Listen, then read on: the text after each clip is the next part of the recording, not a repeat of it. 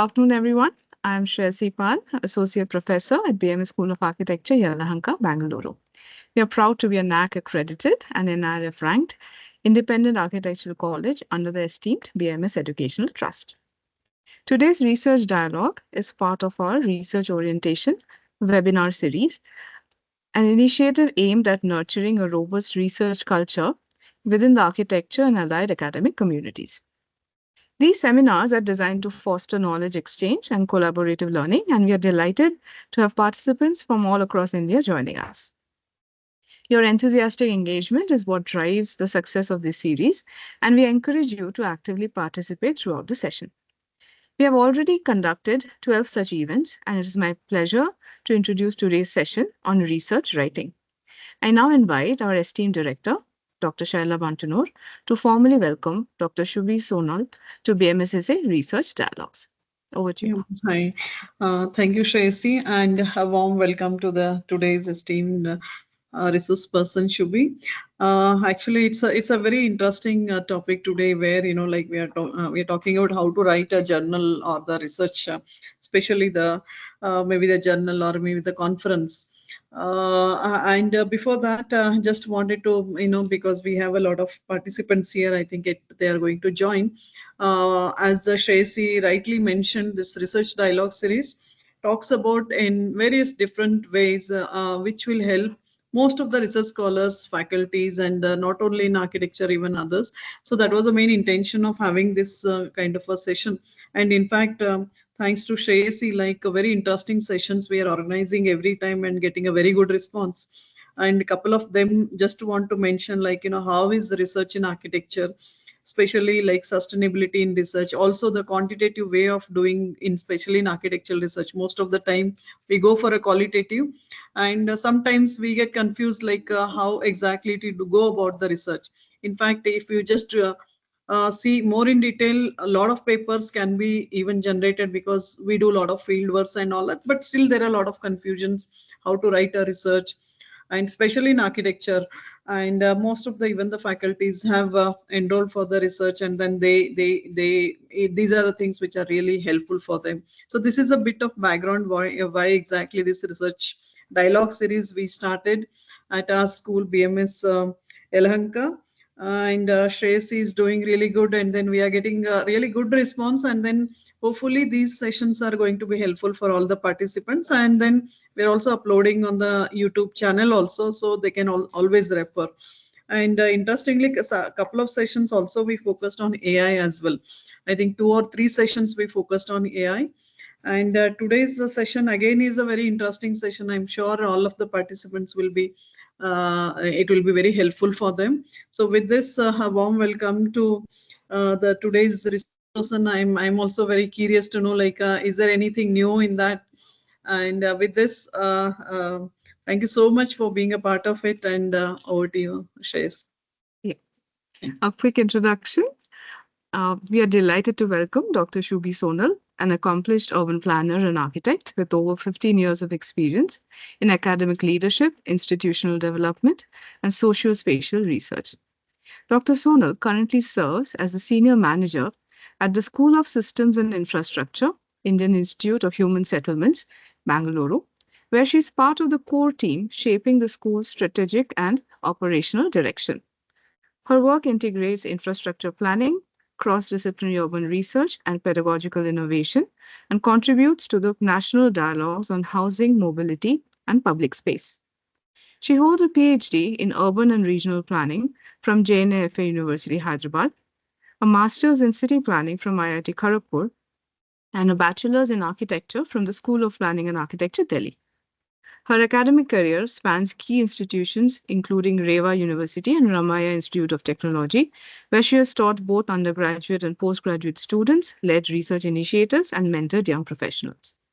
Dr. Sonal's research explores critical issues at the intersection of urban theory, cultural geography, and participatory design, with a strong focus on informal spaces, heritage, and quality of life in dense urban settings.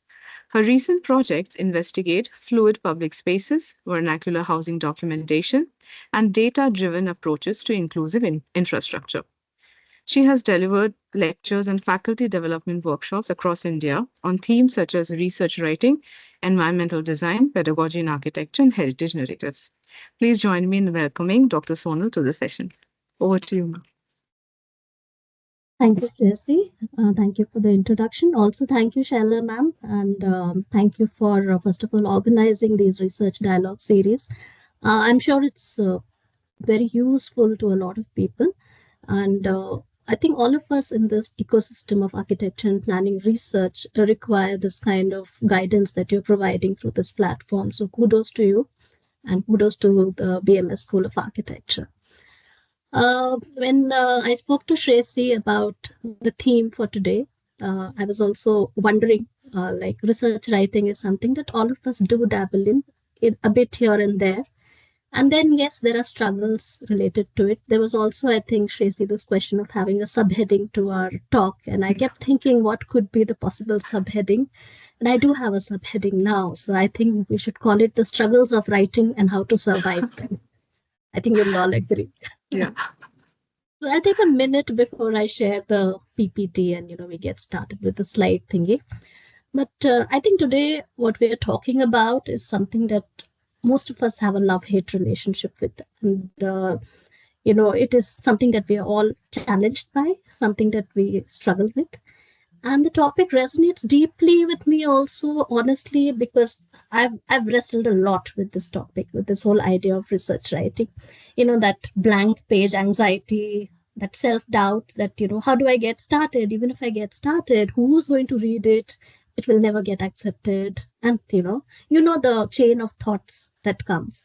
Why did I agree to do this? Why did I even take up this line of career where I'm required to do this? Right? So I'm sure all of you have, at some point and in some measure, struggled with these kind of thoughts. And if you have, you are absolutely in the right room. So uh, I wouldn't say we found a solution or a magic trick to it, but there is a method to the madness. And I think that is what I want to discuss with you all today. Uh, I still struggle, as I'm sure all of you do as well. And I think we are here and as part of the same journey, and it's a good time to talk about these things. So, I always think about how did it get started. Most of us come from colleges or institutions where research methodology or in some way research writing is a part of our curriculum while we are doing our BR or our masters. And for us also, I remember at my alma mater, SPA Delhi, there was this beautiful course called Seminars in Architecture in fifth year, where we would get together as group of students, say 5 or 6 in a group.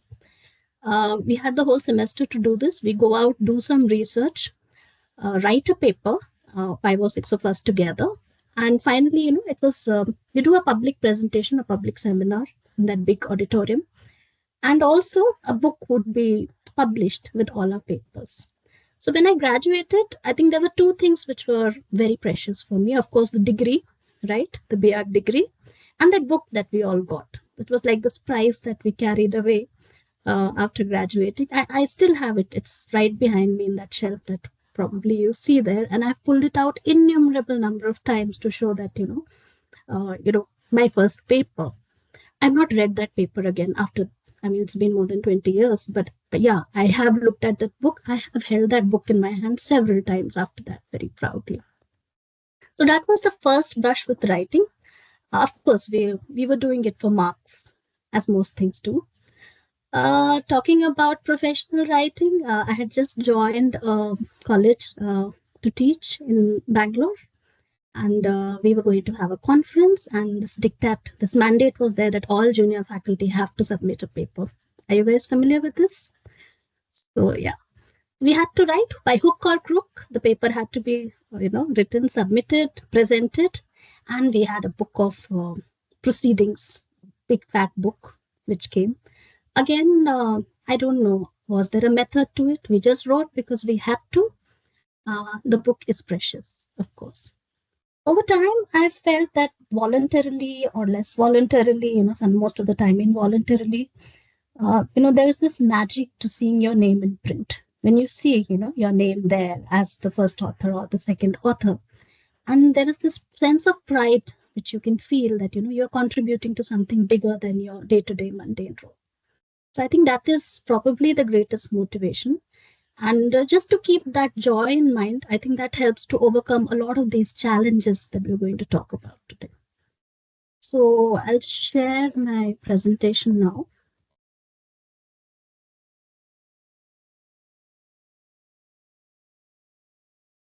Tracy, you can see my screen, right? Yes, yes, we can.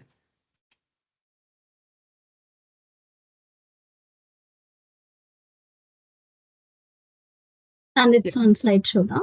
yes, yes, All it is. right. So as we were talking about those small wins, that little book of abstracts, the published papers, I think we should also remember the failures. So here's something that I saw on social media. It talks about the 3 stages of academic writing, where we are excited to start, overwhelmed but determined to write, and then very soon, this negativity descends, where we are questioning every life choice that has led to this. So I'm not sure if you guys are familiar with it, but I do have a hunch that most of you are familiar with this. Right. So, well, I spoke about those wins. I spoke about seeing my name in print, but there have also been massive failures.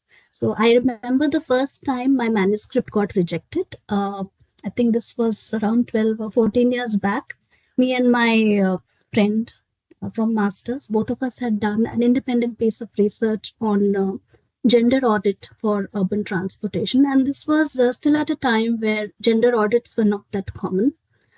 We had done some primary surveys in Hyderabad, and we were quite proud of the primary work. We felt we have done a solid piece of work and this would fly anywhere. We had presented our work as presentations at a couple of very good conferences, one at CEPT, but at IIM Bangalore as well. And with that confidence, we actually finally got down to writing the paper, sent it to a Taylor and Francis journal. It took 3 months, and which is not a very long time, but it seemed like a very, very long time for them to come back with us. It was not a rejection per se, but it was 5 pages of review comments from 3 reviewers. After that, me and my friend didn't speak to each other for about a month. We just wouldn't acknowledge that something like this had happened. And we just stopped. We did not do anything about it. I think there was a period of loss of confidence for quite some time, and we just dropped it. Today, when I look back, and also I think coming from the fact that I am reviewing for a couple of journals. One is, of course, Urbanization, the State Journal at IHS, and a couple of other journals as well, like Sustainable State Society. And yeah, so I do realize that what we did at that point was we just gave up, and it was not a right thing to do. Because just the fact that 3 people had put in effort to write down 1.5 pages of review comments each meant that there was something in that paper. And if they had to reject the paper, probably they would have rejected it from the editor's desk itself. It wouldn't have gone to the 3 reviewers. But at that point, probably we were too inexperienced to realize this. And, we just left it incomplete. So I've read about this phenomena where they say that there is no good or bad papers. There are complete papers and there are incomplete papers. And at that point, our work was incomplete. We were given a lot of inputs to complete it, but it didn't quite register that those were inputs to complete it and not rejections. So yeah. We all struggle, I think, since the struggle of research writing is not new, and over time I think, and also I've read a lot about it, and I think there are these things that bother us. One is, of course, all of us, and more so women, we suffer from imposter syndrome, where we feel that we're just not good enough. Who would want to read it, right? Our work is not good enough. Whatever we read is much greater than what. And I think Shaila ma'am also mentioned something like that in her introduction, where even though we do a lot of work in our day-to-day life, as teachers or as architects and planners, but we always feel that this is not enough for a paper. This is not research work. Or even if we are doing some research work along with our collaborators or with students, we just don't give it enough weightage. So that is there. And there is overthinking where we do not know where to stop. So even though we may have started a research project, we are never ready to publish it because the data is not complete. More has to be done. If I did few more surveys, then probably it will be okay. If I made one more diagram, then probably, and that end of it never really comes. That is that overthinking that most of us do. There is this myth that some people just do it naturally. They sit down, they write the paper, they send it, next day it gets published. Well, that we all know is false, but it's important to call it out that there is no such thing as natural writers. All of us suffer, all of us, struggle in the same manner. And I think it's a good thing that we are talking about these things and we share with each other, because every published paper that you see, that also probably started out from a very, very poor draft. In our country, there is this tradition of orally passing on a lot of information, and it's been there for ages. So naturally, there's a cultural barrier to writing down our thoughts. We are very good at debating. We are very good at critically analyzing, talking. We are very good at that sort of thing. But the moment it comes to writing, we feel that we may not be good enough. Again, I emphasize on we feel, because we could be good enough. It's really not possible that 100% everybody is bad at this. That's not even statistically possible. And lastly, but most importantly, I would feel because of all these barriers, because of all these things, we probably do not devote enough time to this. So if writing is not happening on a daily or even a weekly basis, then it just doesn't happen at all, because we always think we'll finish everything. Then after 2 years, we will write that paper. After that time never comes. So time management is definitely something that stops us from writing. But we write anyways, and all of you know why. Yes, it is required for professional growth. A lot of times publications means promotions. We need to do it. Publications means a PhD degree. So yes, we have to do it. There is no getting away from it. Moving apart from that, the only way to get visibility in your chosen field is to write. When we teach, there's always this pleasure if you're teaching something that you have written about, right? Where you are a master of that particular knowledge field. So that visibility, creating new knowledge for others, however small it could be, but if you have come up with anything new, any new analysis, I think we're adding to the field. So that's talking about the bigger mandate there. And of course, when we write, we also clarify our mind. Most papers are not the end of our research or our thinking process, but they help us clarify and move ahead to our next piece of work. So each paper is a part of that process that helps us move ahead. I'm just keeping a track of time as well. So yeah. So in today's presentation, I was racking my brains onto how to structure this. There is a lot that can be covered. Like I said, this is usually a course. It's usually a 1 semester long course. And to do it in half an hour, what do I touch upon? I thought I'll make it more personal. I'll just share with you guys some of the things that I have learned. And ideally, I think as Tracy was also mentioning, this is something that is more suited to workshop format, where we actually write, we evaluate, and we discuss what works, what doesn't work, what makes sense. But in a one-way format like this, I don't know, it might end up becoming too general or vague as well, and that's okay. That's the risk I'm willing to take for this. So yeah, so today I'll be talking very briefly about types of writing and how do we organize our thoughts for it. We talk about structuring a research paper, and I think we'll spend quite some time on various parts of a research paper, what to do, what not to do. I'll try to pick up a few examples wherever possible, wherever this particular format allows us to pick up examples and read a little bit. And then we'll spend a couple of slides on this whole publishing game. All right. So yeah.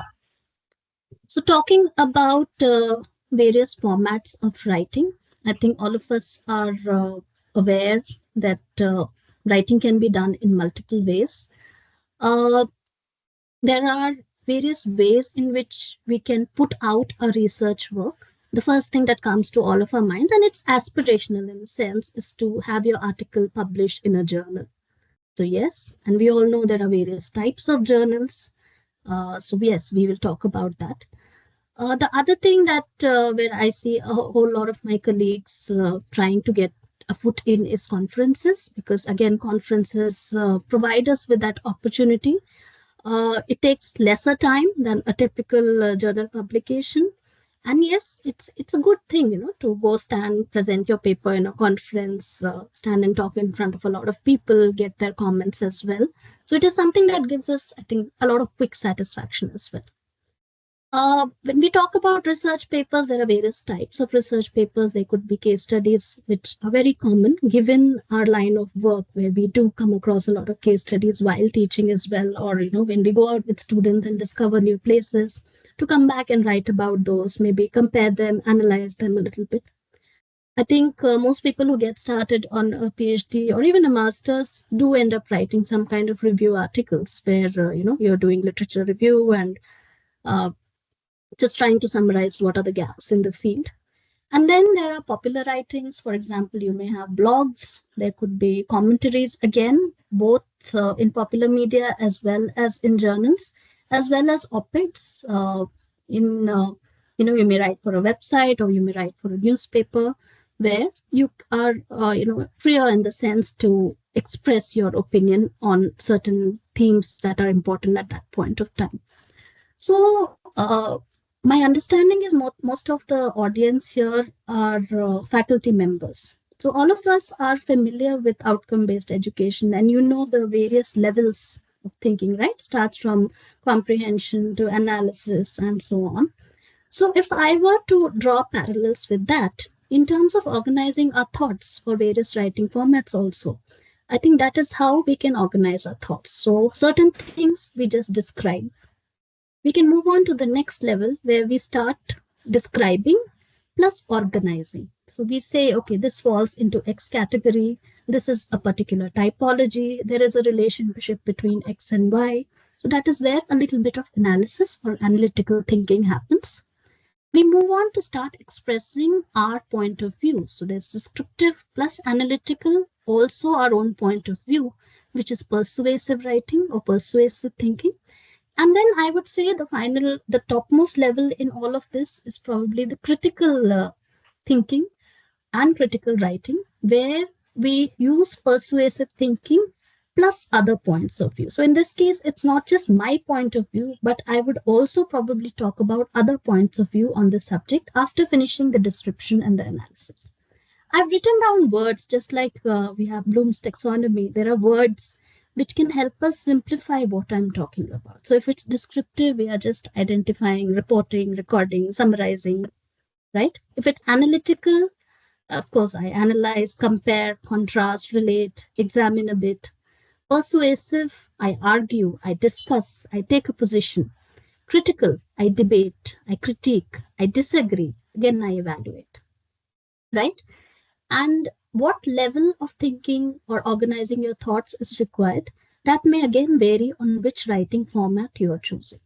So, for example, as I said, research papers are of various kinds, and all four types may be applicable. However, for a conference, probably it's okay to stop at the orange plus green or go up till the blue one, right? Because probably the critical is not required. Also, to do with the format in which your writing is reaching the audience. In a conference, you're standing, presenting your work, you've already spoken about it, and the writing is probably just to supplement what you've already spoken.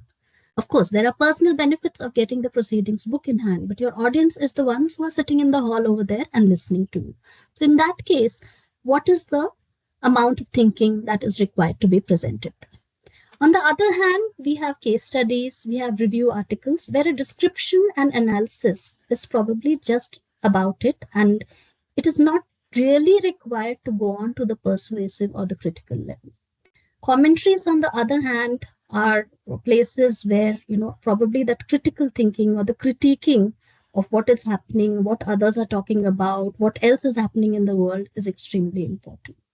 We have uh, more informal ways of writing. For example, I think a lot of people like to write blogs.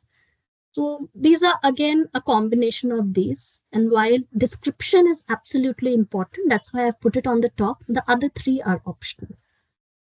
So I hope this was a way for us to just try and are you able to see? I think this box is blocking the view, right? Shall I just close it? We can see there is no problem. Okay, okay. Yeah. So I thought, okay, yeah, right. So these are just some thoughts about various modes of writing. And I think where do we all start? The question is, where do we all start? I think the easiest to start is probably writing a blog. We write the blog not with a particular audience in mind. A lot of us, I think, now are active on LinkedIn. So writing a LinkedIn blog is a very good way to get visibility and also to practice writing skills. As simple as description of something you have seen, maybe just around 300 words, 250 to 300 words is a good way to get started. Conference, of course, is the next step, something that can happen. Excellent opportunities for us to come out and present our ideas and get immediate feedback, which is something that a research paper takes a much, much longer time, right?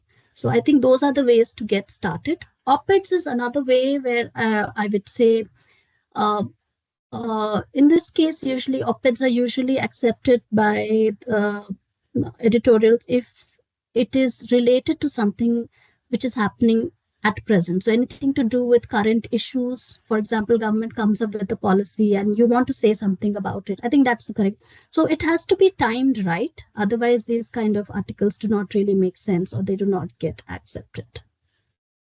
So I'll move on to the next part.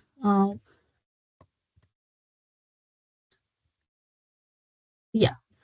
So for the rest of the presentation today, I'll be talking mainly about research papers and journals. And most of the ideas on structuring and all will be referring to that. The rest of it, I do not think we will have time to cover today, but I hope that's okay. We focus on research papers today. So coming to structuring a research paper, so I remember once during a discussion with my PhD guide, he would always make the shape with his hand and say, research has to be funnel shaped. It has to start big, it slims down in the middle, and then again it should broaden up. And I think many of you might have heard of this. The same applies to a research paper. It is this typical funnel shape where we have to start with the global point of view. We come and narrow down or filter down to our methods and the results and whatever analysis we've done. And then again, towards the end, we slightly broaden out and make sure that our research begins to relate to what is happening all around us so that people begin to make sense of our research. So on these lines, I will take you through the various sections that are usually present in a typical research paper. So on the right hand side of the screen, you will see from number 1 to 17, I've just listed down what are the various components or various sections in a research paper. Some of them are in bold. So for example, title, authors, abstract, keywords. So these are the things that I feel where we can discuss a little bit more in detail. There are also things like referencing and all, which need 2 or 3 separate sessions. So I will not be heading into those, and probably BMSSA will look into separate sessions for discussing those things. So yes, so if you look into research writing literature, there is this very famous acronym which is thrown around saying IMRAD. So this is the way in which a research paper could be structured. I stands for introduction. We have methods, we have results, and discussion. Now, it's not like we are not familiar with this. All of us know a paper has to have an introduction, then there should be methods and results and discussion. But what happens when we start writing is a lot of convolution happens. And somewhere from introduction to conclusions, we get confused, we mix up things, we, sort of push certain things first, whatever seems more important to us at that point of time. So while I would also say that there is no one rule fits all kind of thing, it is a good idea. This IMRAD is a good idea to keep in mind. Now, Introduction itself talks about why. Why was the research study undertaken? What was the research question? What was the purpose of research? Methods is the when, where, and how did you do it? Results is what answer did you get? And discussion means what does it mean? Yes, you have done all of it, but what does it mean? And what do we do with it? So to put it very simply in terms of thinking, these are the why, what, when, what does it mean kind of questions that we are answering. Yeah. So this is again something, it's a meme actually that I saw. It says a research paper should not look like this, right? So usually research papers will specify 5,000 words to 7,000 words, and you're wondering, how do I make up those 7,000 words? 7,000 is a lot, right? So yeah, pull in some information, lots of literature survey. Half of your research paper looks like a history lesson. The other half, we go on repeating the same thing again and again. So yes, this is not something that we should do, right? This is something that we should absolutely abstain from and more or less try to stick to the structure that I have showed in the previous slide. So coming to the title, I think that's the first thing. Not just for somebody who's writing a paper, but also for somebody who's reading the paper. So as we read, I think most of us have this habit of going on either Google Scholar or Semantic Scholar, and we, type in some keywords and some papers will come up, and then we select. Now, what is it that we see? We see the title of the paper. And research has also shown that if there are 100 people who look at the title of your paper, probably only 3 of them will actually end up reading your paper. So the title is extremely important, right?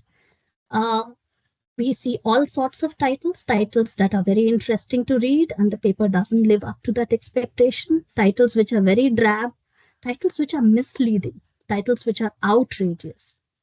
So again, this is something to be thought about, right? I'm not sure how many of us here do the title first or the paper first. Is it egg and the, what was that thing? Egg and the chicken question. What do we do first? But like I said, I don't think there is a correct answer, right or a wrong answer to that. But I would say it is something very important because it gives me visibility. It's the first thing that draws in the reader, right? At the same time, I've seen titles which are, I'm sure all of you have seen titles which almost look like an abstract, right? More than 20 words in the title. And some titles which are full sentences, sometimes with an exclamation mark as well, right? Now, I think looking at the suggestions that come in from editors as well as from reviewers, I think the title has to be something which describes the contents of the paper in the fewest possible words. So I think we have to abstain from long sentences, unnecessarily adding subheadings, adding a lot of waste words. I use a term called waste words. All of you have seen titles which talk about studies on XYZ, investigation on understanding this, thinking about that. Well, these are waste words because they don't really add any value to somebody who's reading, right? So while the title has to indicate the subject and scope of the study, of course, in a positive manner, the title is not there to shock, right? That's not the idea. It's not there to shock you into reading the paper. It's there to invite people who are interested in the field to read it. It's not to confuse people. So nomenclature has to be correct. As much as possible, we avoid using any kind of jargon, right? The variables of our study should be clearly placed, right? So most of the time we may have a couple of variables and we have come up with some kind of a relationship between them. So that can be suggested in the title, right? The other thing to keep in mind nowadays, because we have to also be aware of the fact that most of the people are reading our work online. So in which case, our titles have to be SEO friendly, right? So all of us understand that people search or, people in your field will be using certain keywords to search. So if your title doesn't match with that, then probably your paper will go unread. So I picked up a few examples. I just wrote courtyards on Google Scholar. And these are the first few articles from recent times. I was also looking at something from 2024-25 that came up. And I'll just give you all probably 5 seconds to read these titles, and then we can just try to break them down and understand what works, what doesn't work. Remember, all of these are published papers. So, not to say that these are good enough or not good enough, but at the same time, good to understand what are people thinking when they're putting titles. So, just take maybe 5 seconds and yeah.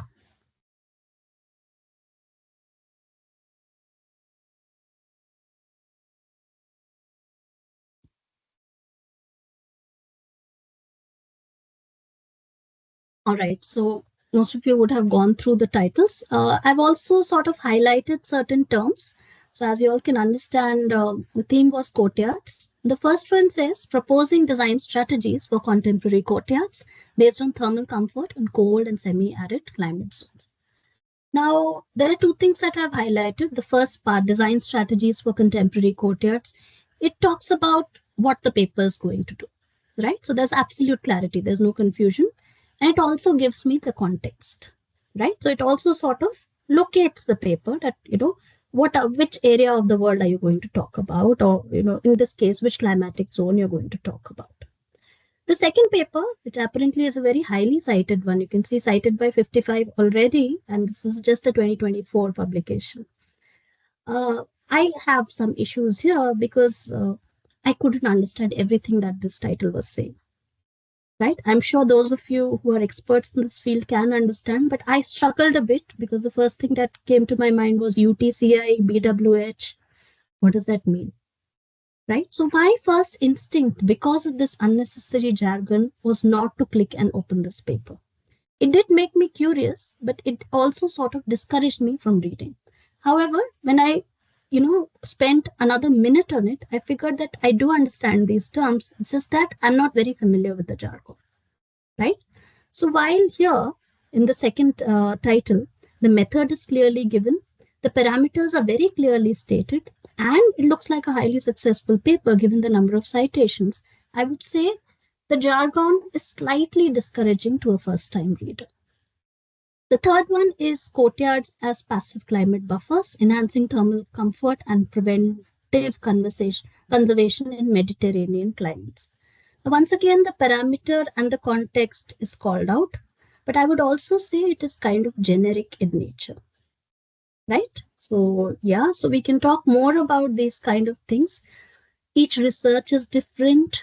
The paper that you want to publish out of your research is different, and the title will be different. So I don't think there could be hard and fast rules, but certain things to keep in mind. For example, are your parameters represented in the title? Are you stating the context of your study? Are you actually hinting towards what is it that you have found out? At least you give us an idea of what is it that you have found out. Then probably it makes more sense to read your paper.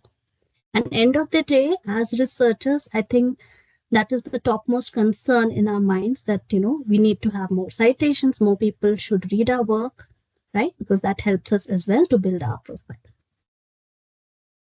Moving ahead, I spoke about outrageous titles. I found some really fun titles, a lot of fun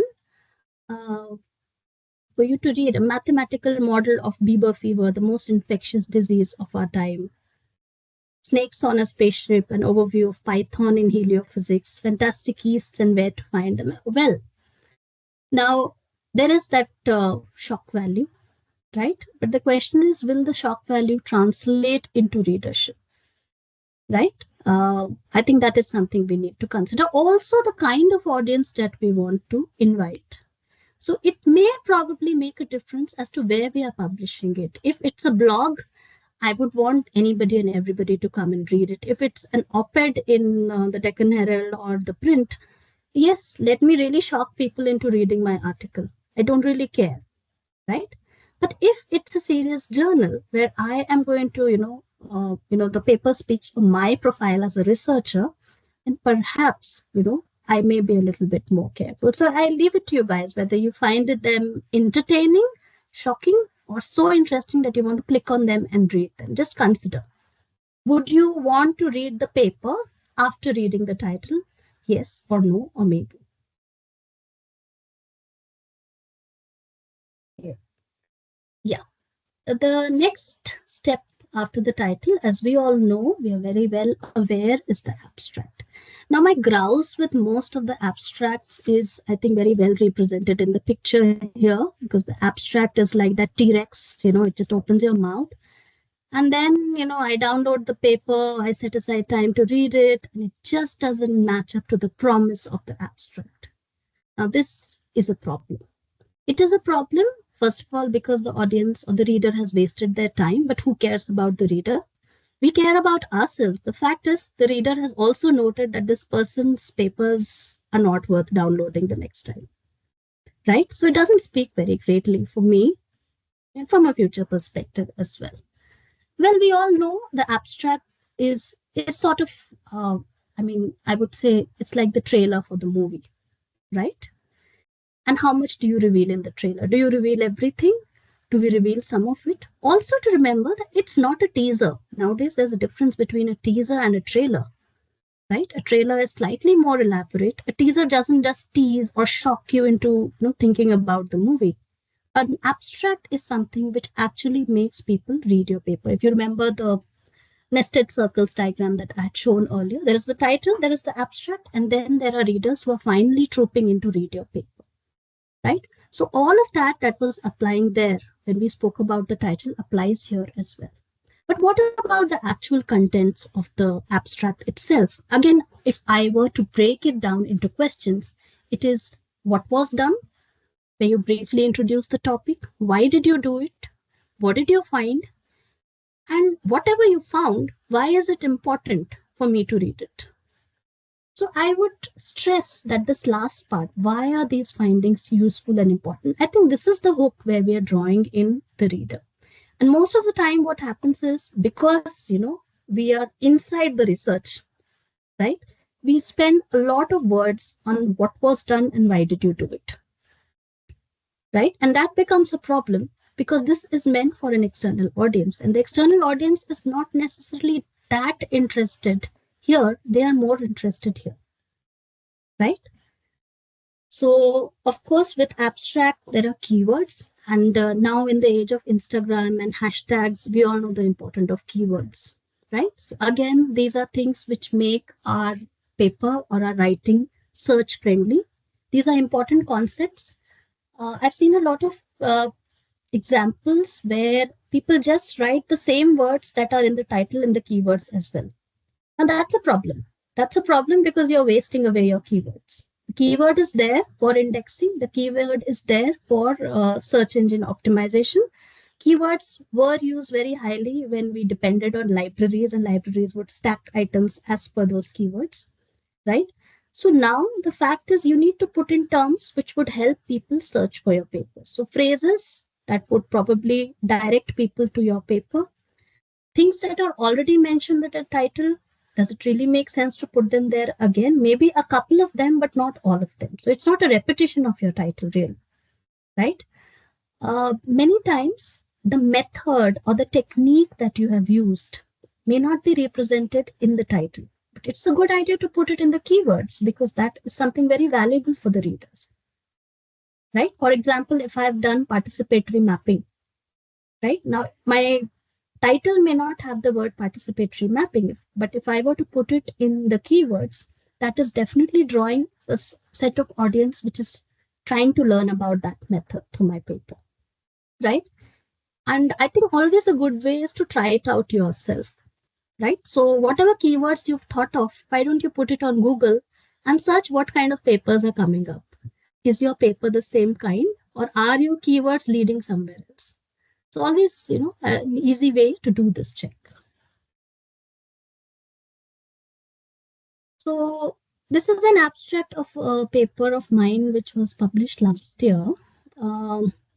This was the first cut.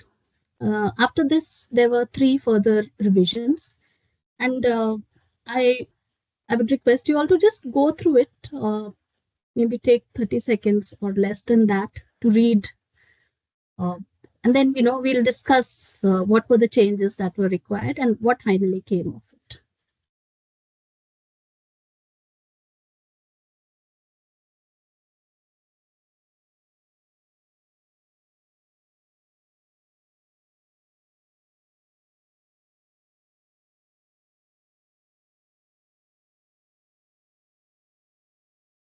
Are we done?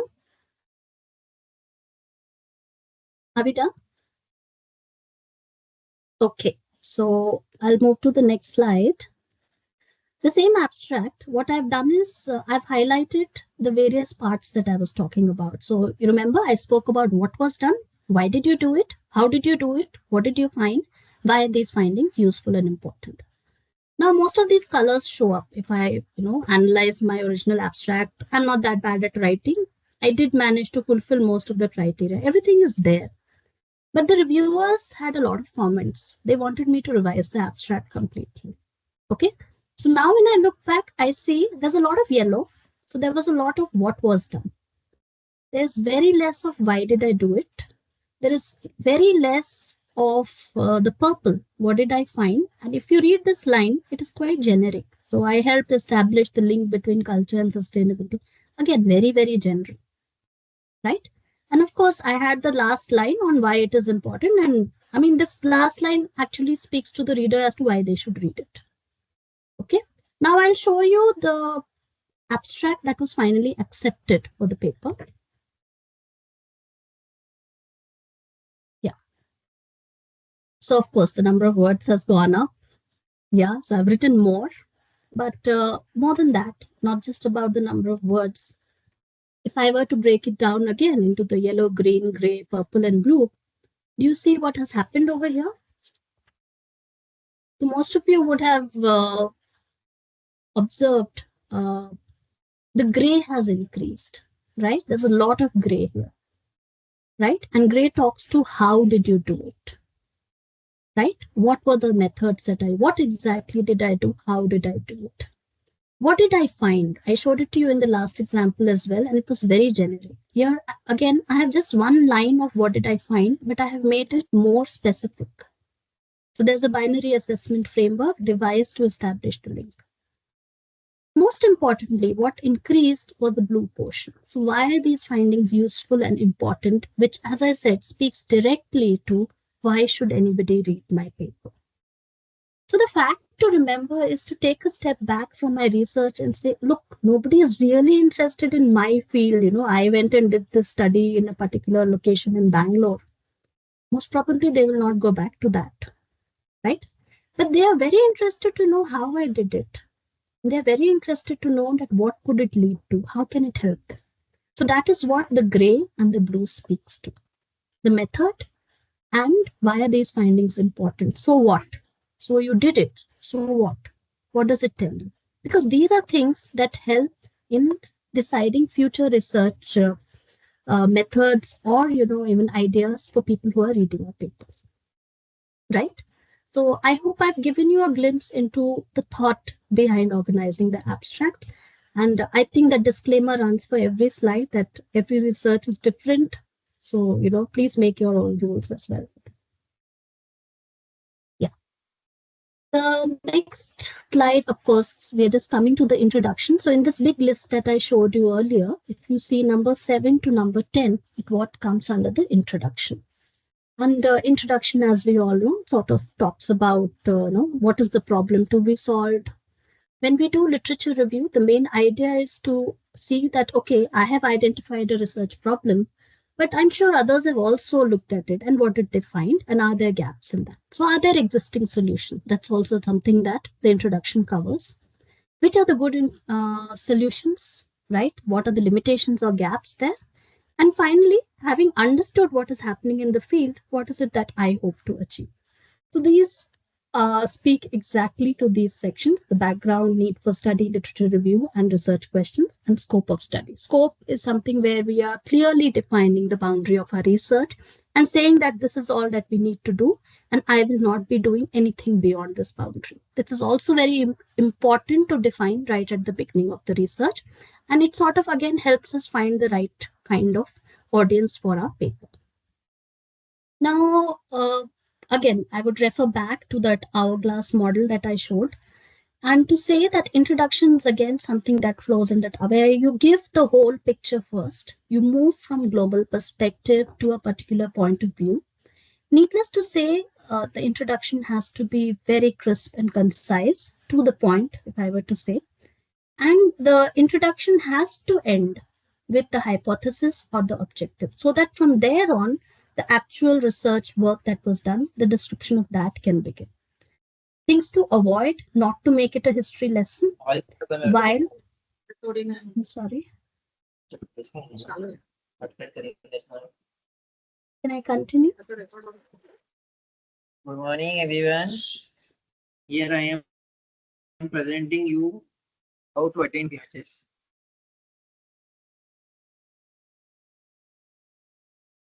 One second, I think it's one of the participants. I'll just mute.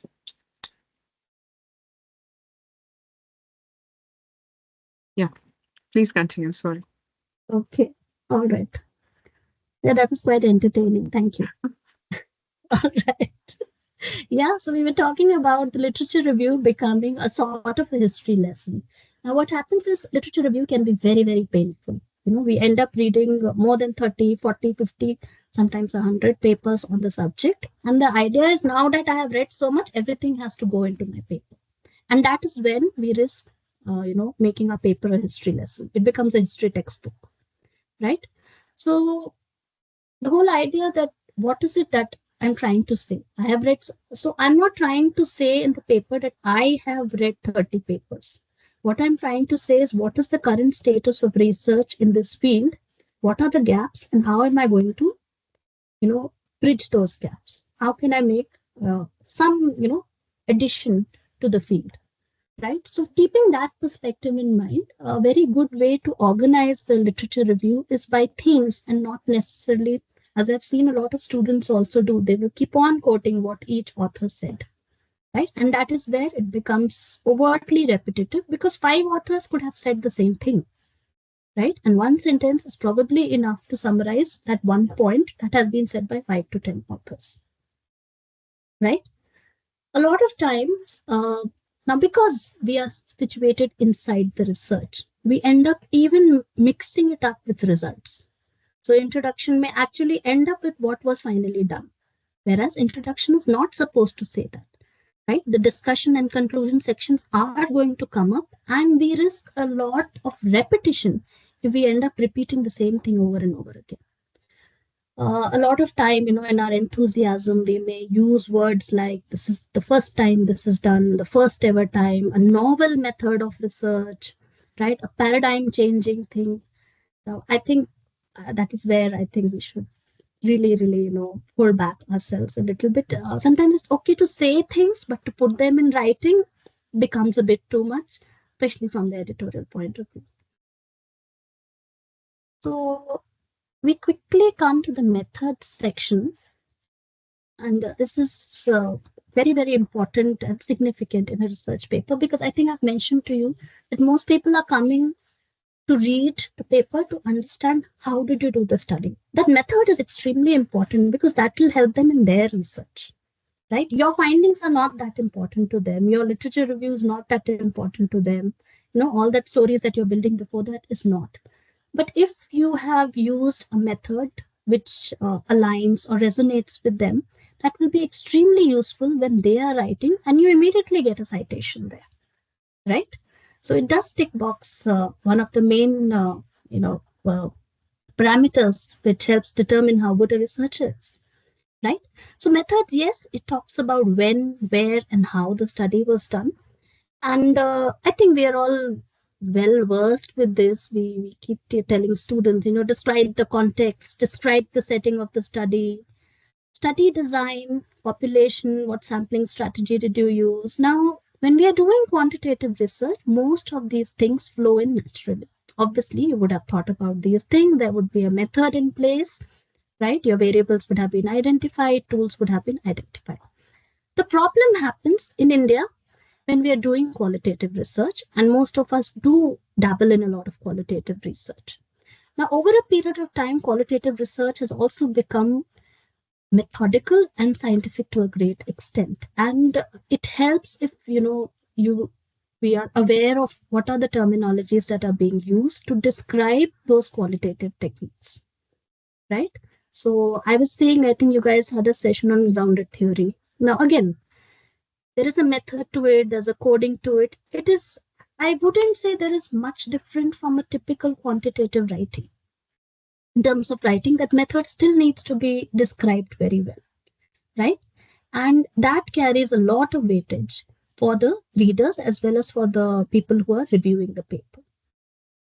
Something that I found is very useful is adding a diagram or a flow chart, that sort of simplifies this whole process of what did you do, right? We're just trying to describe what did you do, how did you do, and all of that. We would have done 100 things. Can we write about it briefly? Can we put in a diagram which makes it easy for the readers? So I put in an example of a paper which I used to refer a lot to when I was doing my work on high density neighborhoods in Bangalore. And I really, I would go back to this paper again and again because there were two things. One thing is the objectives of the paper were marked here, right? If you see this whole line, and the parameters that they used in the study were also marked here, right? So it sort of, instead of reading that whole very boring, longish paper, this sort of, brought everything together. And that is probably why it attracted me a lot. I was very inspired by this, and I took it to my guide and I said, see, like, I also want to draw a diagram like this and all. And he said, but it doesn't give enough information, doesn't talk about what are you going to do with this? What is your method? Right? So while it is okay as a preliminary kind of a diagram to show what is your objective and what is your parameter, this is not really a methods section item. Right? And I hope you all can see why that is so. So picking up another example, now this is another paper that I've referred to, and a very well-written paper by Ronita Bardhan, again on the same topic that I was mentioning earlier. It talks about urban quality of life and talks about various parameters of urban quality of life. And what would you say, just when you look at this diagram?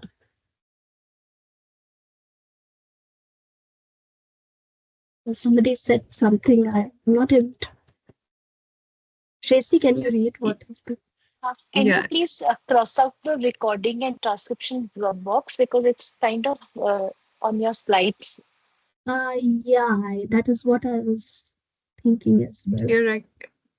But on this slide, I think Yeah, on it's the not slide, disturbing anything. it's fine. Okay.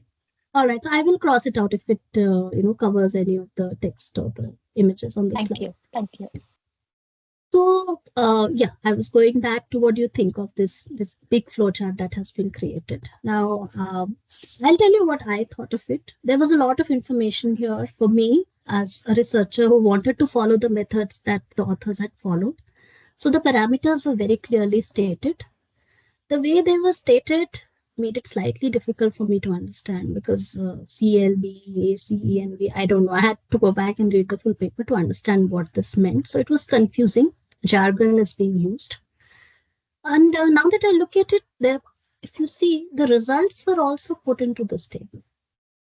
Right? So what they found out after the MCA analysis was also put in over here. Similarly, here also, the results were also included. So in a way, it is confusing because, again, it is giving too much of information. Right? So first case we saw where information was missing, methods were missing. Second case, we see too much of information is there, ending up being, quite heavy to look at. Right? And the moment you tend to do that, we could probably discourage a few not so serious readers, right? Like us, right? So yeah, I feel this could have been simplified. This is an example from my PhD thesis, one of the first cuts of the methodology chart that I was preparing. Again, as I told you, I was very inspired by the first one where I say, the objective and the method has to come together. So I did a sort of a color coding. So I had objective 1, what would I do to achieve objective 1? Objective 2, what would I do to objective 2? Objective 3, how would I achieve? And there were these arrows which linked, parts from one to the other. Also, not just the lines, but also to denote what comes first, what comes later. So this worked to a certain extent. Also, to put a disclaimer that this was not for a particular paper. This was for the whole thesis. So normally a paper would have a methodology much shorter than this, probably just few boxes of this. Yeah, but to understand my thinking process in this one, the one that I finally used was this one, because again, the issue was, even though so much of information was being given here, the methods itself were missing. So the tools itself were missing, right? So while I said that I'm going to estimate the relative importance of XYZ, while I said I'm going to, evaluate interrelationship between X and Y, I did not state that how would I do it? What is the method? What is the tool that I'm going to use? So the next version that was used was this one, where again it flows on the same lines. I got rid of the objective 1, 2, and 3 because that was unnecessarily complicating things. But I did add these gray boxes, which were very important for me, myself, to narrate the story and also for the readers to read. So if you see, the tools are mentioned in these gray boxes right next to what the tool was going to do, right? And in some cases, the tools were extensive, so I had to create separate tables and code them in. So yeah. So again, for me to say that this is for not for a particular research paper. So I think 3 or 4 research papers have come out of this. But yeah, in terms of the thinking process of organizing my methods. We'll move on quickly. Yeah. The next section is results and discussions. Now, what happens is, after having described our methods, there is this tendency, there is this great urge to go and describe our data. I collected so much of data from here. I spoke to so many people. This one said that one said that. I have clicked 100 photos, right? I have made 50 diagrams. And, that childish urge to showcase that I've done so much, because we have done so much, right? So we would want to showcase it. We go on adding a lot of data to the paper, and that becomes a problem sometimes. One is, of course, many times you may end up exceeding the number of pages or the word limit that the journal demands, but also to the fact that the readers are not really interested in the 50 pictures that you click. They're not really interested in seeing every single pie chart that you have generated out of your Excel sheet data, right? So what happens is, I don't see a separate section called data and data analysis. All of that is put into the results section, right? So there is the results section which talks about what have you found. And this has to be a very straightforward and factual kind of a section. Yes, there will be data, there will be tables, there will be charts or graphs, there would be any other supporting materials such as photographs, diagrams that you've done, any kind of maps that you've done, all of that. But we have to be very careful in putting in what is required here. And this again speaks back to what was my objective for the paper, right? And what did I find? So this is something that is sort of a bridging material in between. Okay. A good idea always here, because the results section contains so many different types of things. We are talking about data collected. We are also talking about analysis. We are also trying to say that, these are my key findings. It's a good idea to break it down with subheadings and sort of build a very logical, crisp story without repetition. Okay. One thing I think where I have struggled is to reduce the number of tables, too much of data being pushed, right? And it really takes some effort to either combine some of them to those tables, or, just let go, saying that, okay, my paper is good enough without maybe 5 or 6 tables. They're not required. So that is a call of judgment that as authors, I think we have to take, because otherwise it just becomes too much for anybody to read or understand. And in fact, it ends up convoluting the impact of our work if we're just overloading the paper with too much of data. This happens a lot with case studies, because in a case study, we go to field with this whole idea of collecting as much data as we can, and then the paper becomes as much data that can be put into that. But to go back to the fact that what was the purpose of doing the case study and what data exactly is required in terms of the data and the analysis.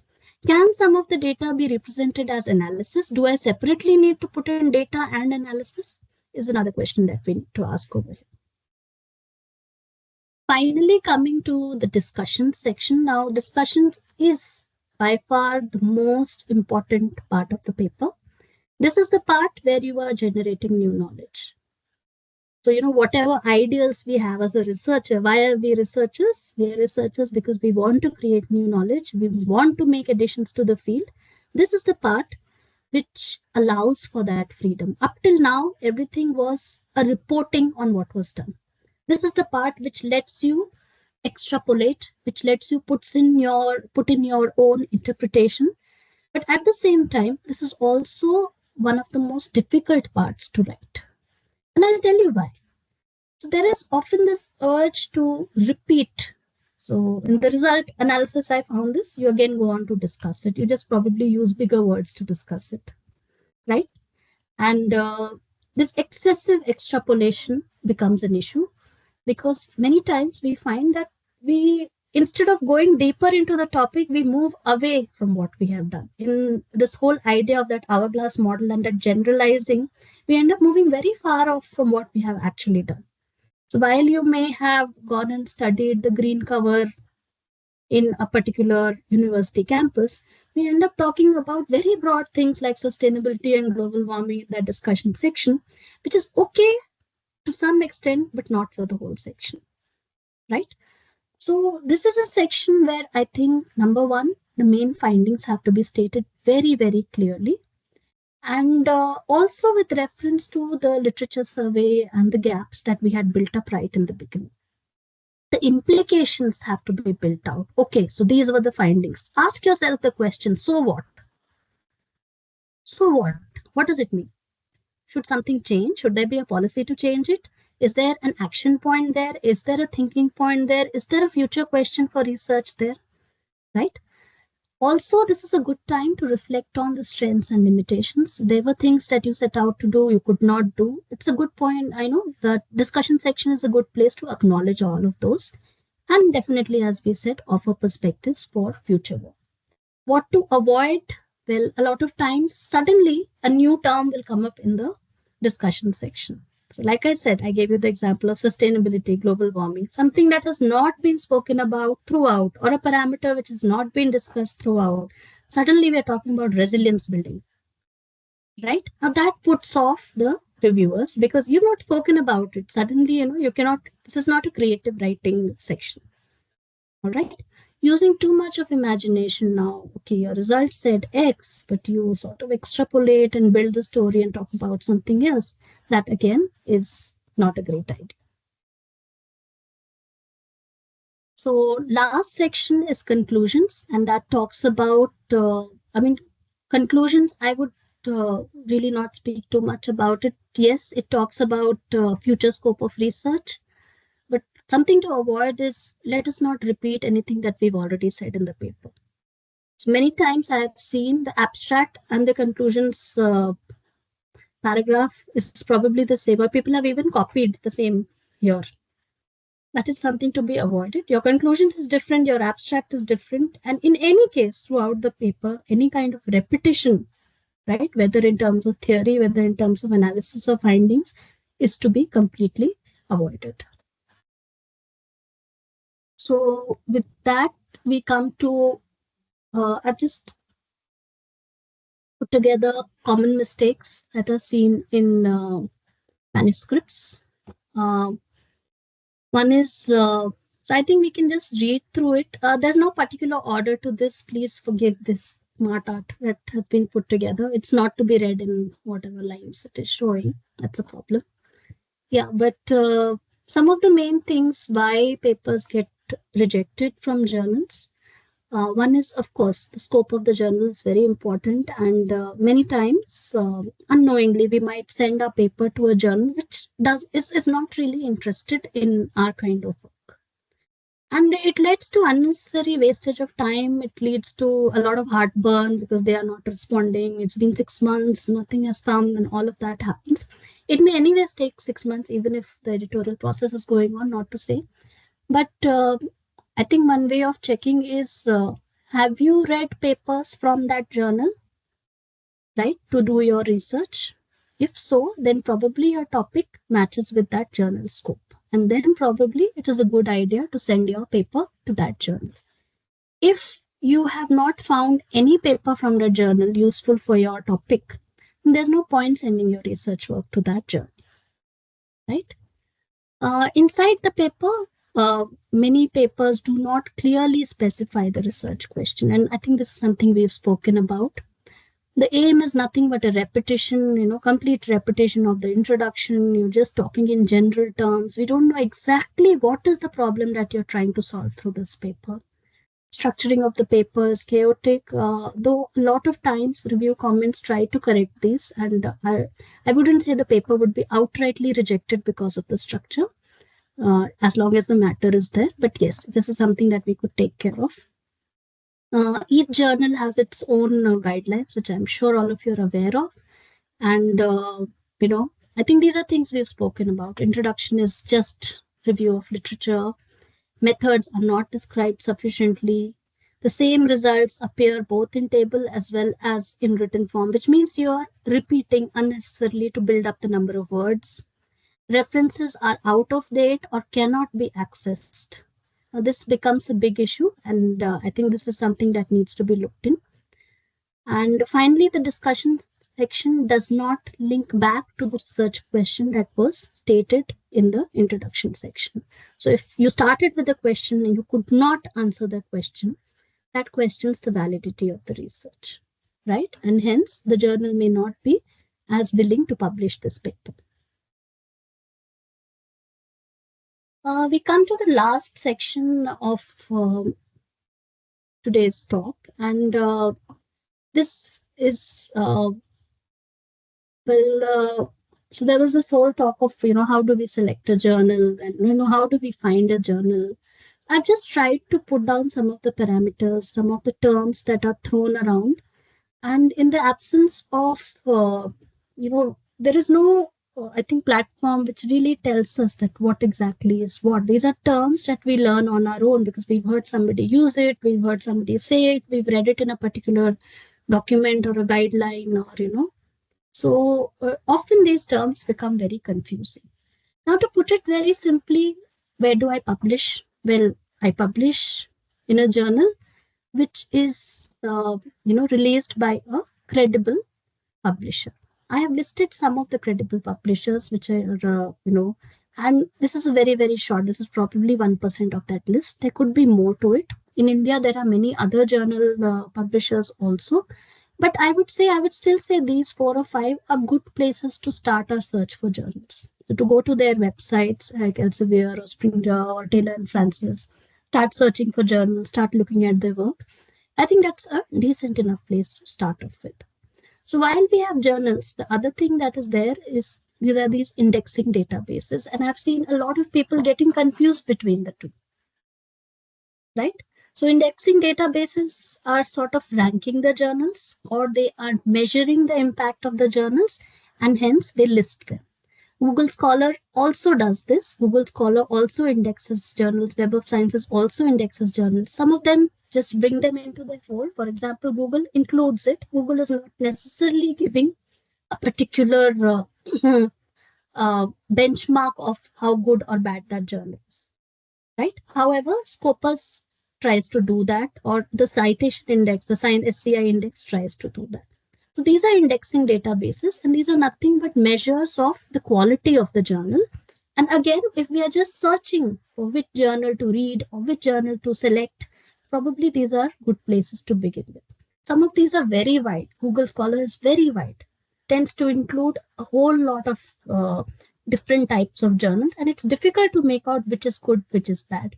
And that is where the quality measures come into play. Right? Most of you, if you are into teaching, you must be aware of what is an H index. H index is used for authors, and it is a measure of the most cited papers and the number of citations that they have received in other publications. This is something that is used to talk about how good you are as an author. The other 3 things that I've listed, the Scimago Journal Rank, the site score, impact factors. These are used for journals, and each of them has a different formula of calculating the impact of the journal or how good qualitatively that journal is. Most of them use data from the previous 3 years, right? So they also that also speaks to the fact that this is a field which it is evolving very quickly every 3 years, because the quality measures talk about just the previous 3 years, right? So that speaks to both how quickly the journals themselves need to keep up, and by that it also means how quickly the authors also need to keep up, right?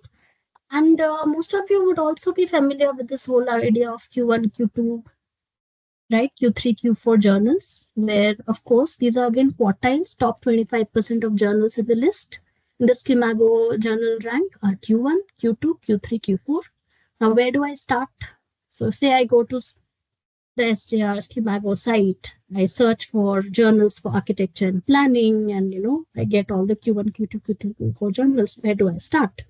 And that is a question that we need to ask themselves. How good? Now, each one of us is self-aware, and we know how good our work is, the work that we've done.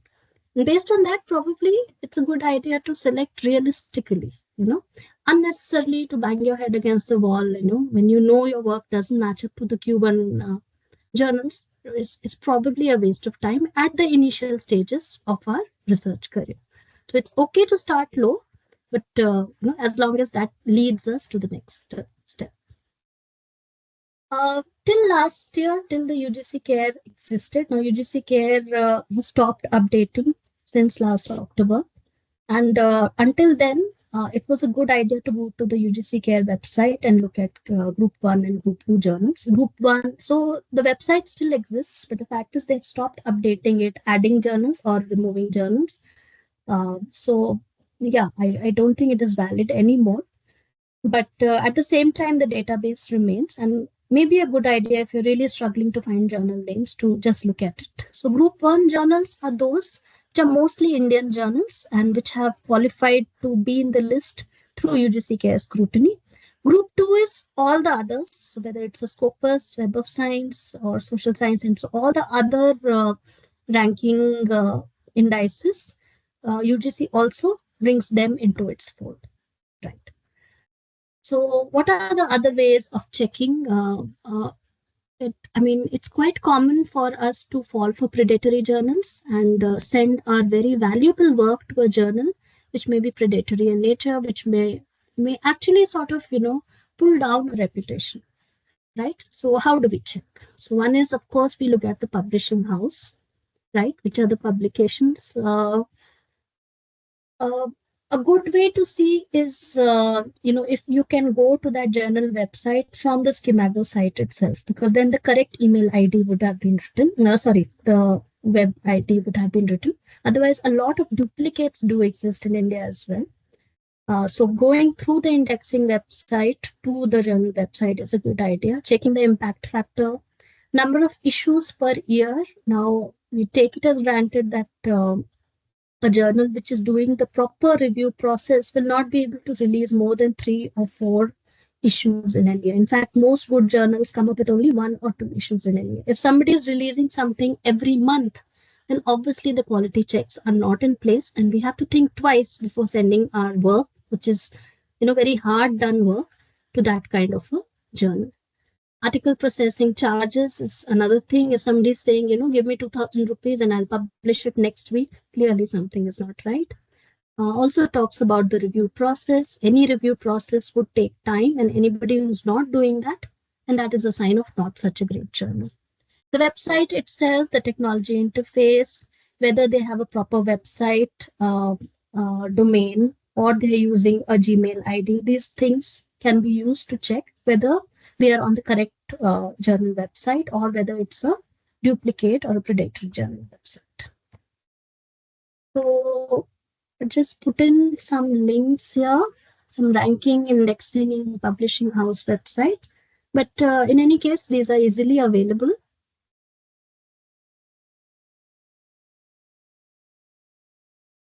And yeah, so it's time for final thoughts. I think we've gone above time, I'm not sure, but yeah, the question is, having said all of this, having discussed all of this, does it get any easier? Right. So I'll be very honest. The truth is, it doesn't get any easier. But what does happen is we become more comfortable with the process. So in a way, we get better. The process doesn't get any easier, right? That terror of that first draft goes away. We learn to separate criticism from actual self worth. So if I get a 5 page long review comments, it doesn't dissuade me. In fact, I get very excited that I have so many inputs, I can quickly now include those inputs and move on, right? So we develop thicker skin. Rejections still sting, but a little less. And we end up trusting the process much more than just the panic that comes with these kind of things. So ultimately, I would say, we get better.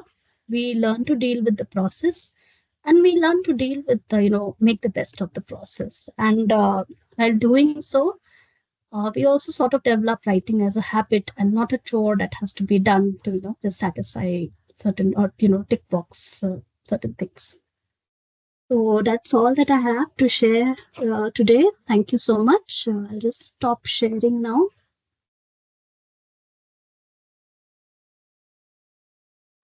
Thank you so much for being very, very patient. I'm not sure, Shaila ma'am, if I've said anything new. There is probably nothing new there. But thank you for the opportunity, Elise. It was a very interesting presentation. Participants, you can unmute yourself and ask questions, or you can put your questions in the chat box, please. Yeah, but before that, Shubhi, it was a very, very nice presentation.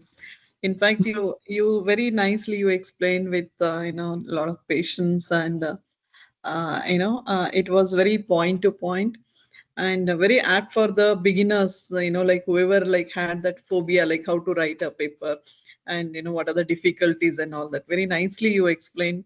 Especially the abstract part was very interesting, like where you showed two of the papers with a different color code, saying that what to focus more on, because most of the time when we read abstract, that itself is so misleading, especially Yeah. I'm talking about the people who are having a phobia how to write and what to write and all this. At that time, if they see such kind of a papers and such kind of a abstract, it will definitely mislead. And so this also remembers one of my paper during my research, so that was again the reviewers giving a 5 page or 6 page comment when I was just submitted to the one of the Journal of Cleaner Production with a good impact factor that time. So then again, sometimes it will also mislead, like five reviewers giving a five Mhm. different set of comments, and Mm. maybe that time you will end up with thinking that whether that process which I am doing it, whether that is in a right path, or sometimes if you start satisfying those comments, so somewhere the work will also go in other direction. So those are also Yes. like sometimes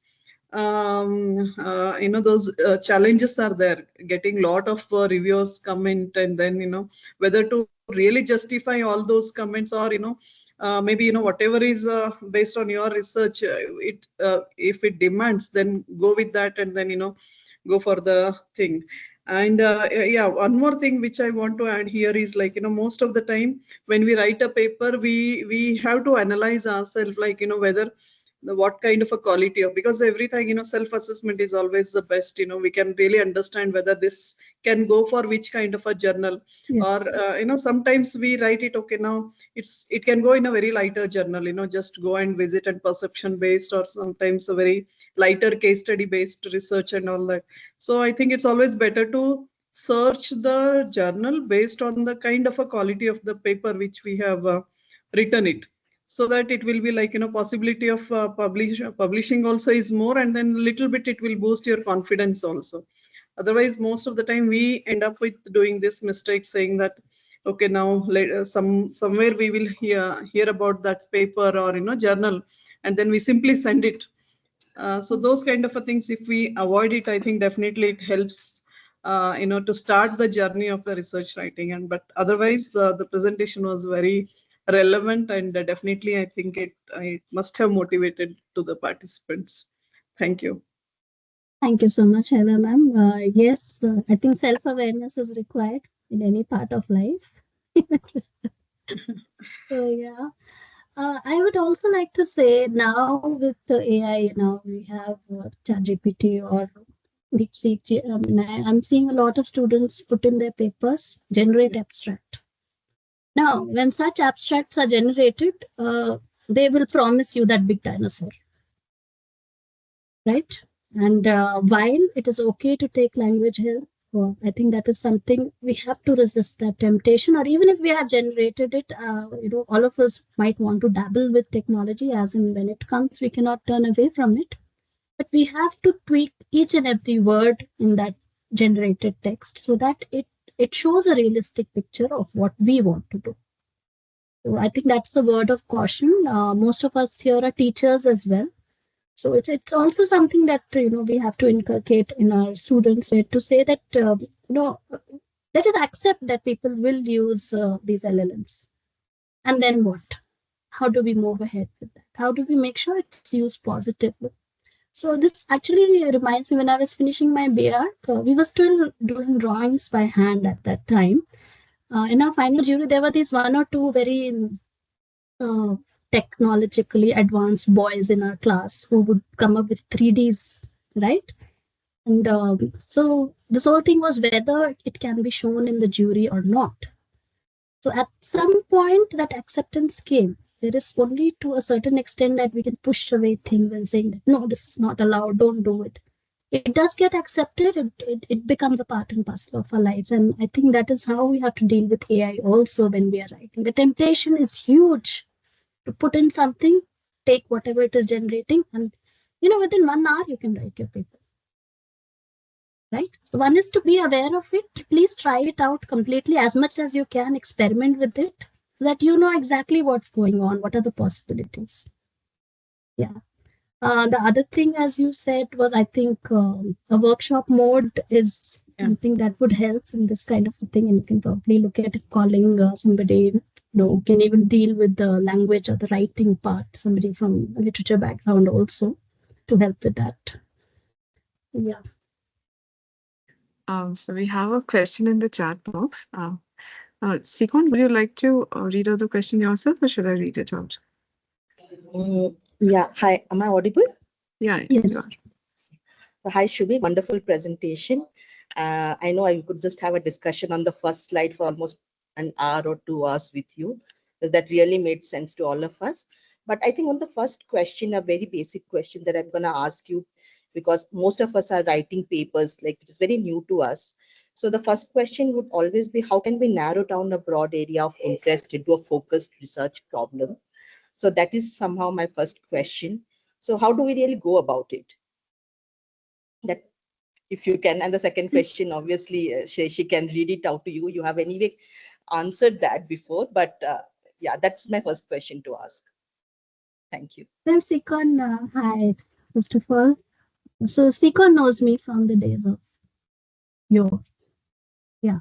So I think the question that you ask is not necessarily a paper question. Rather, I think it's a research question. And for most of us who've started on any kind of research project, whether it's a master's or a PhD or any other research grant also, the question is always, how do you narrow down a broad area of interest into a focused research problem? And I'll tell you, I've struggled with this.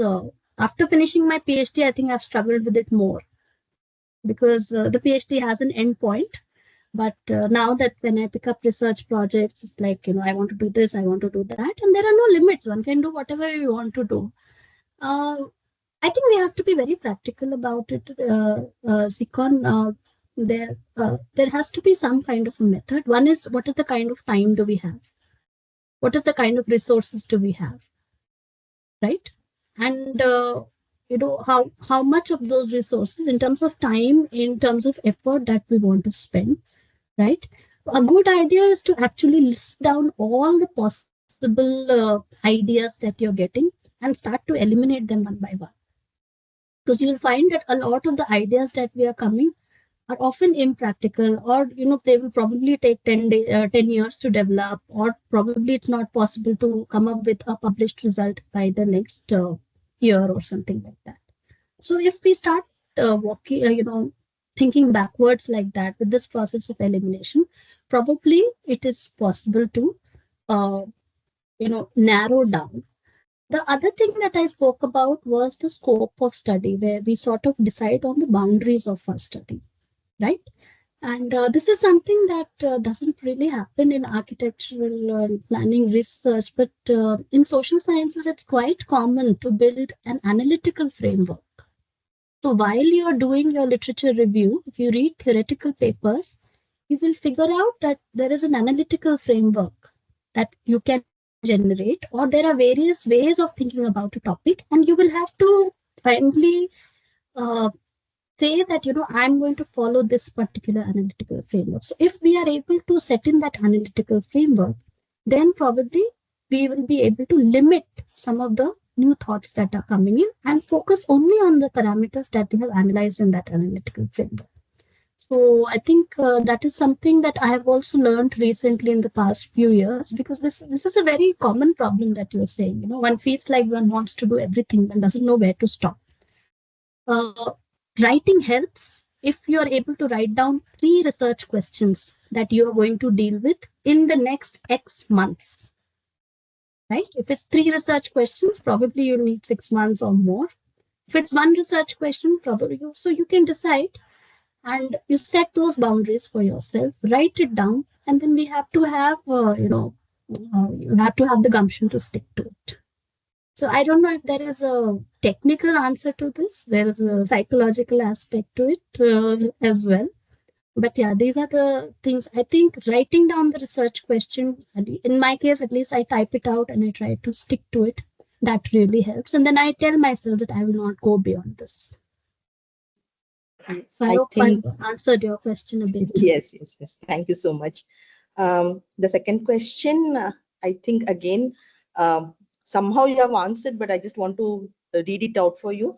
That how can we deal with overlapping ideas with AI and everything coming up and things being generated so quickly while maintaining an academic integrity? So I think you have anyway answered before the conversation, but yes, but that's something that is a concern for most of us. When you say overlapping ideas, I mean, what is it? What does it mean exactly? Sometimes some of the ideas that we put forward are very conflicting, like and we generally do not get uh, a clearer perspective of where are we really leading when we're writing a paper. And these ideas, I don't know how to put it forward, but mostly it's very conflicting ideas when I'm writing something and I'm reading along with it what kind of things have been spoken about it on different papers and journals. So these are something that doesn't Actually, help us. Sikon, I would say it's a very good thing that you have conflicting ideas. In fact, the whole point of doing a review of literature is also that we try and understand all the various things, all the various conflicting things that people have said about a particular theme. So rather than trying to push it away, I think look at it from the point of view of organizing it. What are the different types of ideas? How can you categorize them? Right? Some of them may be supportive of each other, some of them may be conflicting. But if we can do that exercise, I think that itself would make a very great paper. Right? So I don't think that is something that we should try to avoid. Are you talking about the point of analysis where you're analyzing something and then you get Yes, during the yes. analysis. Yeah, I I mean, think it's a good idea to state both points of view, is what I think. okay. Thank you, Shubha.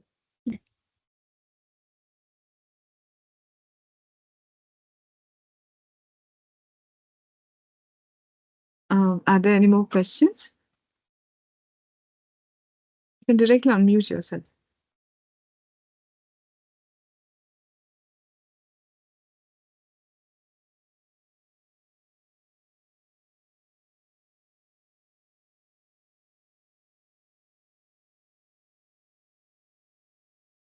I don't think there are any further questions as of now. But yeah, Ketike, yeah, you can Hello. Go ahead, please. Yes. Yes, Shivani ma'am, it was indeed a wonderful presentation. It really helped to upgrade our understanding. I just had one question that if we are not getting a result of the study, say for example, our hypothesis has proved null, so do publishers prefer these kinds of studies? Hi, Ketki. It's okay to have a null hypothesis. There's nothing wrong with it. But in that case, you'll have to work hard on the discussion section, right? Your writing has to reflect what you have discovered during your research. So there's nothing wrong with it. It's okay, but I think what we should then refrain from is unnecessarily trying to go back and say that, but still, the hypothesis may be true, right? So in such cases, and I think this happens in many urban related things which are very complicated. There are multiple parameters, multiple things influencing your whatever research hypothesis that you've picked up. And it does so happen that you find out that whatever you started out with doesn't really say. Now, again, my question to you, Ketki, is this regarding your research as a whole, or is this regarding a paper? Because I again feel that your question is to do with the research as a whole.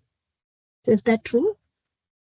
Yes, it's Okay, as a part of research, the whole correct, process, you can say. correct, correct. Where So what I'm I can initially I'm trying to build upon something, and then I'm realizing that my sample size is not enough, and then my okay. resources are not enough to model the large sample sizes. So that's how I am stuck. And then because of the smaller sample sizes, my Hmm. hypothesis I think is not getting There are two ways to true. go about it. This happens many times. You may get started with something, and once you are on the field, or in your case, I don't know if you're doing some experimental work, you may find that it's not going to happen, right? It's okay. It's absolutely fine to go back and revise your objectives. In fact, if you haven't revised your objectives at least twice during the course of your research, it means you haven't seen enough of the field. So, that kind of thinking, especially in social sciences, I do not think it happens that I start out with a particular objective, everything works perfectly, because there are so many variables on the field, right? So even that process where you get back to your objective, you revise it, or you say you tweak your hypothesis a bit.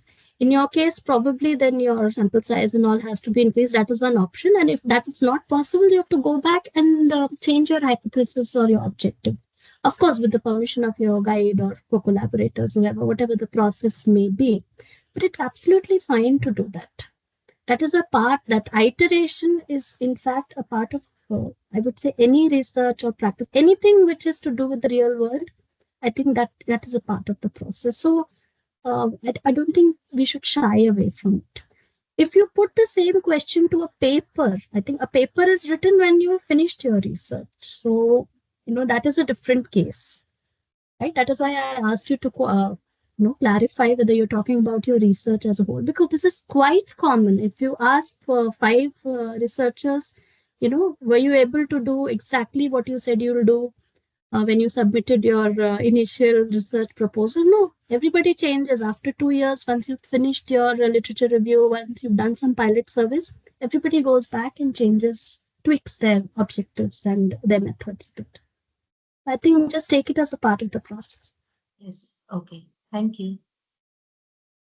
We have another question from Navjyoti.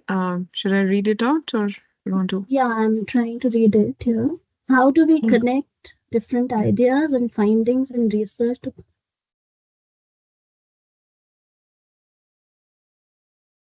There's one more question. Okay, recording. Okay. Yeah. The recording, actually, we'll edit this and put it on YouTube, Shweta. Right. So that will. Yeah, Navjyoti. Yeah. Navjyoti, there are various ways to do this. I think the simplest way I would suggest to you is to try and prepare a conceptual or a mind map. Okay. Now, I think you're also an architect planner, if I'm not wrong, and most of us think better with the help of visual aids. So, if you're able to, Sometimes sitting in front of a laptop and thinking about things, it is very difficult. But if you say somebody gives you a blackboard or a whiteboard and you're able to create a mind maps, there are all these concepts that you have which you're struggling with. And some of them are related to each other, some of them may not be. The type of relationship may also differ. Just try this exercise. Use maybe borrow some sketch pens from your students or your kids and Ma'am, do that's this true, mind but mapping exercise. 1 minute. Yeah, As in, there are too many ideas, and it's like, how can one find an effective ways to connect seamlessly all these observations what we have during research process and try to get a cohesive narration, rather like it's human and environment relationship, intangible heritage, more of sensory based objectives what we have. How do okay, we try okay. to connect them? I think this is somewhere where, again, what I mentioned. Because there are too many disciplines coming into picture, and when you're Yes, trying to correlate them, then the cohesion doesn't comes in. absolutely, absolutely. I get what you're saying. I'll give you an example. Last year, along with a set of students, we were doing a research on. So we had picked up Pina, the area around Pina, that industrial area, as a site, and we wanted to look at women workers in the garment industry. And one of the things that one student came up with is the fact that leisure, the idea of leisure for women garment workers. Now, so this was an exploratory kind of research, and we said, we will not put down the research questions in the beginning. Go to site, go talk to some 10 people, then we'll discuss what is it that we want to do. Now, when they went to site, this was such a complex question because there is a gender question, there is the social angle, there's this whole idea of dignity of labor. Then, as an architect, I was saying, look at the spaces that they're using, look at it from a spatial point of view. Close, there is this home, there is this place of work, there is a relationship between them. Why don't we map those things? Right? So many ideas would come to you. So I think we struggled for a great period of time, and what helped was there was a deadline to this, as it happens with most student projects. So we had to do something. So what helped here was, again, clearly, so they did a similar process where there were 5 or 6 of them on this project, and each one of them, as you know, in IHS, that it's a multidisciplinary kind of a setting where people come from various backgrounds. So there was a sociologist, there was a geographer, people from pol science, people from philosophy as well, apart from your typical architect, planners, engineers. So everybody started putting down what was coming to them on the blackboard, and we did this kind of mind mapping. And then, of course, side by side, the reading process was also going on. Not everybody in the group was happy with reading. There were 2 or 3 of them who were able to read. So they also came up with reading, and we read some 5 to 6 papers. And there was this process where all of this, so the disciplinary leanings, whether we can look at this problem from an environmental point of view, whether we should look at it from the gender identity point of view, whether we should look at it from the spatial point of view, as I was pushing them, being an architect myself, I said, no, we should just look at the spatial aspect. So all of these various point of views were sort of listed down. And then we started this process of removing things, rubbing off things from the board. So it's a process that you have to do for yourself, not to say that the gender question is not there. It will remain there. But for the purpose of this particular paper, I'm going to define the scope of the paper and say that this study has been done with the point of view of the spatial manifestation of leisure in Pina area for garment workers, right? So that is where defining the scope of the study, and this is something that, I know this is again the psychological part. I'm getting Actually, confused. So when many things. we are speaking about spatial aspect, and I was looking at socio-spatial. Then when it's coming, no, there were too many things coming connected to it, which were looking aligned very important. So then things have become very complex to So plan you it. So also I was like, understand are that, there a way? out of one field work, maybe 3 papers can come out. and you can do each paper with a different bent, with a different disciplinary bent. And that's okay to do it. You use the same data that you've used, but in one paper, you just probably analyze the environmental part. On one of them, you use two parameters and just deal with that. So I think that is a skill that you already may have developed over time, that you have to pick some, you have to leave some. And when we leave some, keep in mind that it's only for the purpose of that particular paper that you're leaving it. It will not get left behind completely, right? So that discretion, I think, it's something that we need to develop. Thank you.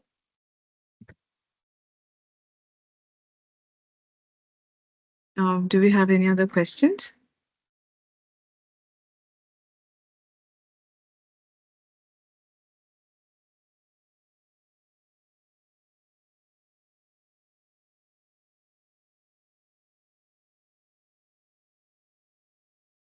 Yeah.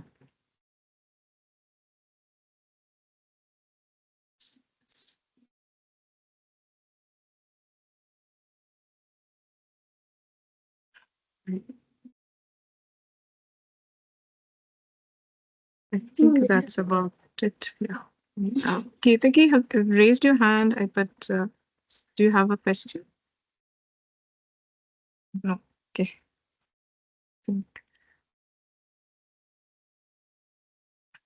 Okay. All right. I think thank you.